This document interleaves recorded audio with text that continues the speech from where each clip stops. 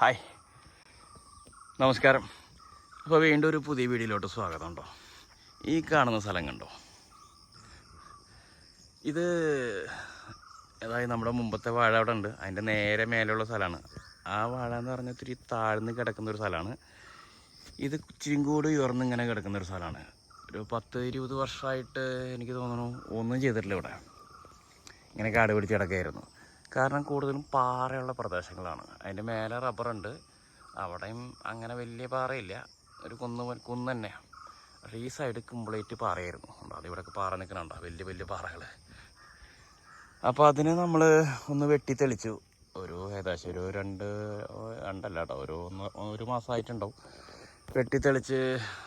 അതായത് വേറെ ഒന്നുമില്ല, ഒരു ഹിറ്റാച്ചി വിളിച്ചങ്ങ് മാന്തി കംപ്ലീറ്റ്.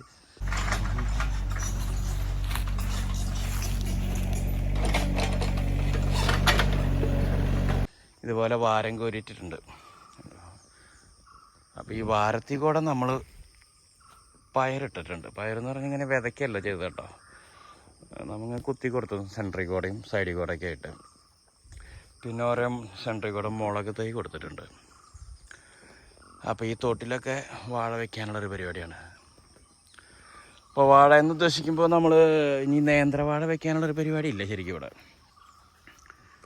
അപ്പോൾ ഇതിൽ നമുക്ക് കാശ് കിട്ടുമെന്ന് അറിയത്തില്ല.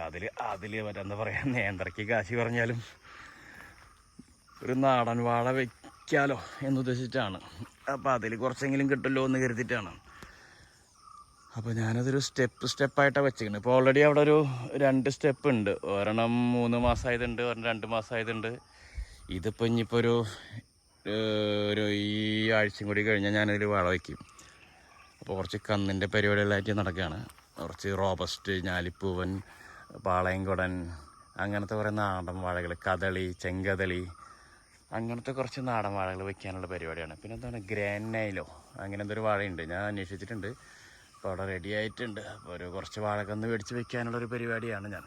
ഏറെക്കുറെയൊക്കെ നമ്മൾ സ്പ്രിങ്ക്ലറും കാര്യങ്ങളൊക്കെ ഇട്ട് റെഡിയാക്കി നിർത്തിയിട്ടുണ്ട്. അപ്പോൾ ഇതിൻ്റെ എല്ലാ വാരത്തിൻ്റെയും നടുക്കി കൂടെ നമ്മൾ പയർ കൊടുത്തിട്ടുണ്ട്.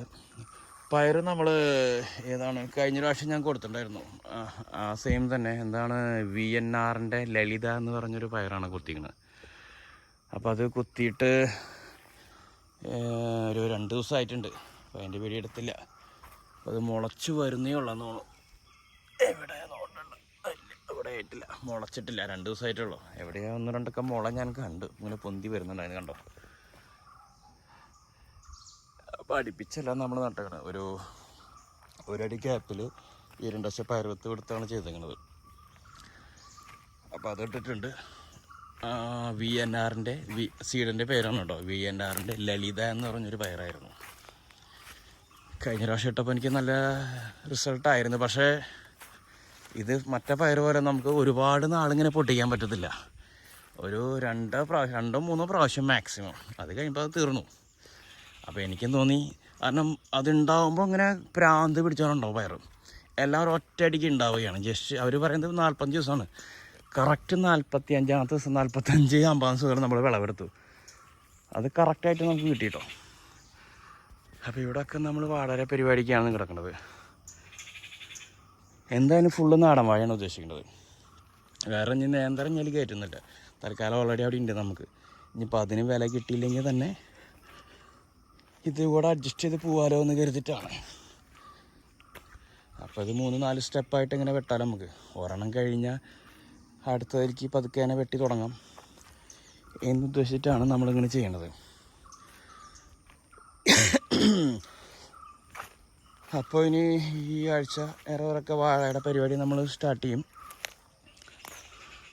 ഇവിടെയൊക്കെ എല്ലാം സ്പ്രിങ്ക്ലറും കാര്യങ്ങളൊക്കെ റെഡി ആയിട്ടുണ്ട്. അപ്പോൾ അത് നമ്മുടെ മുൻപത്തെ വാഴ വെട്ടിക്കഴിയുമ്പോഴേക്കും ഏറെക്കുറെയൊക്കെ ആകുമ്പോഴേക്കും നമുക്ക് ഇവിടെ ഒന്ന് കുലച്ച് തുടങ്ങും. അപ്പോൾ വിലയുടെ എന്തെങ്കിലും വേരിയേഷൻ വരുന്നുണ്ടെങ്കിൽ നമുക്കത് എന്താ പറയുക, അഡ്ജസ്റ്റ് ചെയ്ത് പോകാമല്ലോ എന്ന് കരുതിയിട്ടാണ്. അപ്പോൾ ഓക്കെ, എല്ലാവർക്കും നമസ്കാരം, വീണ്ടും കാണാം.